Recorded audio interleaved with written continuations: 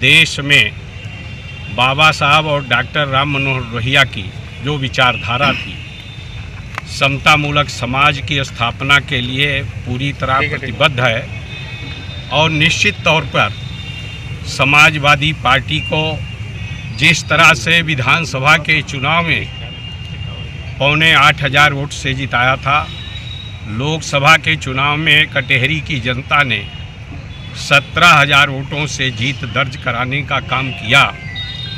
हमें पूरा विश्वास है कि जिलाधिकारी महोदय चाहे जितना भी प्रयास कर लें भारतीय जनता पार्टी के पक्ष में।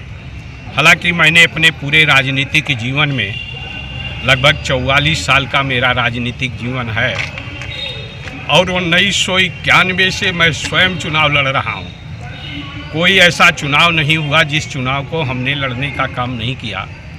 कभी भी किसी भी जिलाधिकारी या प्रशासन द्वारा इस तरह से टुकड़े में प्रधान को, कोटेदार को, शिक्षक को बुलाकर टेरराइज करना और इस बात को कहना कि मुस्लिम समाज के जो प्रधान आते हैं कि या तो आप वोट डालिए तो कमल पर डालिए, अन्यथा आप वोट डालने न जाइए, इस तरह का जो धमकी देने का काम कर रहे हैं। हमें पूरा विश्वास है कि अंबेडकर नगर की महान जनता, और हमने इस बात को देखा है, अनेकों बार देखा है कि जब भी प्रशासन के द्वारा जाति की गई है, जनता उसका मुंहतोड़ जवाब देने का काम किया है।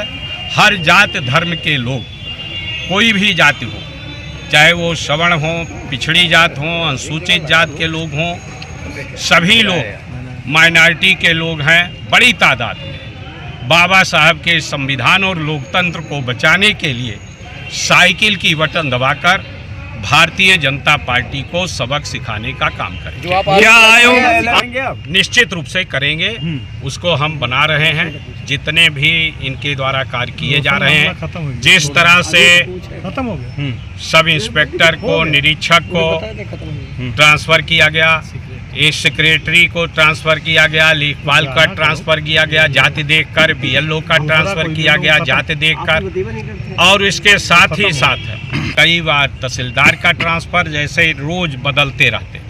जैसे भेटी का जो एसडीएम है, पहले शुक्ला जी थे, उनको हटाया गया, फिर जायसवाल जी को लाया गया, फिर उनको हटाकर सरोज जी को लाने का काम किया गया। तो इस तरह से बार बार अधिकार का ट्रांसफ़र करके अपने प्रयास में कि वो भाजपा को कैसे जिताने में कामयाब हों, इस तरह का षड्यंत्र करने का काम कर रहे हैं। लेकिन हमें पूरा विश्वास है जनता पर कि वो थोड़े वोटों से नहीं, हमें लोकसभा में 17,000 वोट से जिताया था। हमें पूरा विश्वास है कि विधानसभा के उपचुनाव में कम से कम 35,000 वोटों से जीत होगी समाजवादी पार्टी करेंगे, इसलिए कि ये जिस स्तर पर उतरे हैं वो किसी भी तरह से स्वस्थ लोकतंत्र के लिए वाजिब नहीं है। और मैं कि 11 बजे से लेकर 5 बजे तक आप उनकी ऑफिस में आने जाने वालों को देखें, और अगर वो सरकारी मीटिंग के लिए कर रहे हैं, कहते हैं, तो उसमें प्रेस के लिए कोई रोक नहीं होना चाहिए।